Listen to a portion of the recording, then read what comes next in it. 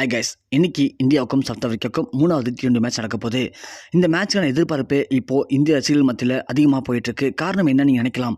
ஏன்னா ஏற்கனவே விளையாண்ட 2 மேட்ச்சில் ஒரு மேட்ச் ஆனது மழையினால் ரத்து செய்யப்பட்டது. இன்னொரு மேட்ச் ஆனது மழையினால் குறுக்கிட்டு இந்தியா ப்ளே பண்ணியிருந்தாலும் கூட டிஎஸ் மெத்தட் படி சவுத் ஆஃப்ரிக்கா 15 ஓவர் கணக்கெடுத்து அதனால் வின் பண்ணிட்டு போயிட்டாங்க. இது ரெண்டுமே இந்தியாவுக்கு மிகப்பெரிய பின்னடைவு தான். ரெண்டுமே இந்தியா கிட்ட திறமை இருந்தாலும் கூட அதிர்ஷ்டம் அப்படிங்கிற ஒன்று இல்லாத காரணமாக தான் அவங்க ஜெயிச்சதாக சொல்லப்படுது. இப்போது ஒரு மேட்ச் ஆனது ரத்து செய்யப்படுது. ஒரு மேட்ச்சில் தென்னாப்பிரிக்கா ஜெயிச்சிட்டாங்க. கடைசியாக இருக்குது நமக்கு இந்த மேட்ச் மட்டும்தான். இந்த 3 T20 மேட்ச்சில் கண்டிப்பாக இந்த மேட்ச் நம்ம ஜெயிச்சிட்டோம் அப்படின்னா இந்த தொடரை சமம் பண்ணிடலாம். ஒருவேளை நாம் தோத்துட்டோம் அப்படின்னா கண்டிப்பாக இந்தியாவுக்கு இது முதல்லையே மிகப்பெரிய தோல்வியாக கருதப்படும். அடுத்த வரக்கூடிய ஓடிஐ மேட்ச், டெஸ்ட் மேட்ச் எல்லாமே இந்திய அணிகளுக்கு மிகப்பெரிய ப்ரெஷரை ஏற்படுத்தி கொடுக்கும். அதனால் நாம் என்ன பண்ணணும்னு தெரியாது. இன்றைக்கி இந்த மேட்ச்சை கண்டிப்பாக ஜெயிச்சே ஆகணும் அப்படிங்கிற இக்கட்டான சுச்சுவேஷனில் சூரியகுமார் யாதவ் அவர்கள் மாட்டி சிக்கி தவிச்சிட்ருக்காரு. அது மட்டும் இல்லாமல் இன்னிய மேட்ச்லேயும் கூட லைட்டாக மழை பெய்வதற்கு அதிகமான வாய்ப்புகள் இருக்காம். அந்த மாதிரி தான் இப்போது தென்னாப்பிரிக்கா வானிலை ஆய்வுன்னு சொல்லியிருக்காங்க. அதனால் இந்த மேட்ச்சில் முதல்ல டாஸ் வின் பண்ணுற அணி எடுத்த உடனே பவுலிங்கை சூஸ் பண்ணுறது மிக மிக நல்ல ஒரு வழியாக இருக்கும் அப்படிங்கிற மாதிரி கிரிக்கெட் ஜாம்பவான்கள் எல்லாமே கருத்து தெரிவிச்சிருக்காங்க. அது மட்டும் இல்லாமல் இன்றைக்கி விளையாடப்போகிற பிளேயிங் லெவலில் மிக முக்கியமான ஒரு 2 நபர்களை தூக்கிட்டு அதற்கு பதிலாக வேறு 2 நபர்களை உள்ளே கொண்டு வரது நல்ல ஒரு முடிவாக இருக்கும் அப்படிங்கிற மாதிரி எல்லாமே கருத்து தெரிவிச்சிருக்காங்க. அந்த நிலைமையில் இப்போது ரோஹித் சர்மா மிக முக்கியமான கருத்தை பதிவு பண்ணியிருக்காரு. ஸோ அவங்க சொல்கிற மாதிரி தான் நானும் சொல்கிறேன். முதல் 2 பிளேயர் எப்போதுமே ஒரு டீமுக்கு ஓப்பனிங் பேட்ஸ்மேன் அப்படிங்கிறது மிகப்பெரிய ஒரு தூண் தாங்க. ஏன்னா ஆரம்பம் நல்லதாக தான் முடிவு நல்லாயிருக்கும்.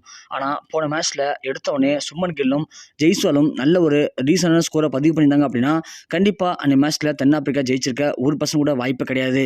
எடுத்தோடனே சுமன் கில்லும் ஜெய்ஸ்வாலும் விளையாட்டுத்தனமாக 2 பேருமே டக் அவுட் ஆனது தான் இந்தியாவுக்கு மிகப்பெரிய பின்னடைவு. போகிற போக்க பார்த்தா நாங்கள் எல்லாமே 100 ரன்னுக்குள்ளே இந்தியா சுண்டுன்னு நினச்சோம்.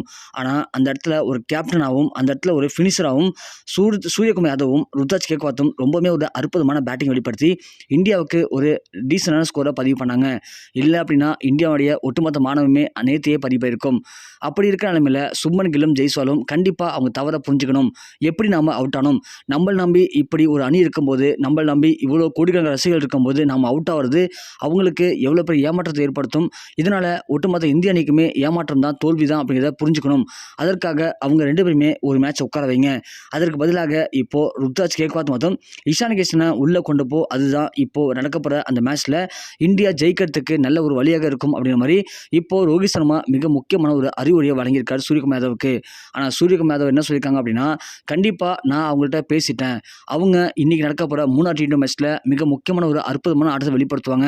அதுக்கு எனக்கு அவங்க மேலே நம்பிக்கை இருக்குது. அதனால் இப்போது ருத்ராஜ் கேக்வாத் மற்றும் இஷான் கிஷன் உள்ளே கொண்டு வருவது சரியான முடிவாக இருக்காது. ஏன்னா பிளேயிங் லெவனை அடிக்கடி மாற்றிட்டு வந்தோம் அப்படின்னா அவங்களுடைய ப்ரெஷர், அவங்களுடைய மனநிலைமை அப்படிங்கிறது கரெக்டாக இருக்காது. அதனால் அவங்களுடைய தவறை இப்போது சுட்டி காட்டி அவங்க தவறை சரி செஞ்சதுக்கு மீண்டும் ஒரு வாய்ப்பை நான் வழங்க போகிறேன். அதுதான் இன்னைய மேட்ச். கண்டிப்பாக இன்னைய மேட்ச்சில் அவங்க தவறுகளை அவங்களே திருத்திக்கிட்டு இன்றைக்கி தென்னாப்பிரிக்கா அணியை வியந்து போகிற அளவுக்கு சூப்பரான பேட்டிங் வெளிப்படுத்தி கண்டிப்பாக இந்தியா ஜெயிக்க வைக்கிறதுக்கு அவங்க தான் உறுதுணையாக இருக்க போகிறாங்க அப்படிங்கிற மாதிரி சூரியகுமார் யாதவ் அவர்கள் அவங்க இருவர் மேலேயும் மிகப்பெரிய நம்பிக்கை வைத்து இப்போது மிக முக்கியமான கருத்துக்களை பதிவு பண்ணியிருக்காரு. அதனால் இந்த மேட்ச்சில் பிளேயிங் லெவன் இந்த மாற்றம் இருக்காதுன்னு சொல்லப்படுது. ஸோ கண்டிப்பாக சூரியகுமார் எடுத்துக்கிற முடிவு கரெக்டான முடிவா? இன்னைக்கு மேட்ச்சில் சுமன் கில் மற்றும் இஷான் கிஷன் சரியான பேட்டிங்கை வெளிப்படுத்துவாங்களா? ஸோ உங்களுடைய கருத்து என்ன அப்படிங்கிறத கீழே மறக்காமல் கமெண்ட் செக்ஷனில் பதிவு பண்ணுங்கள்.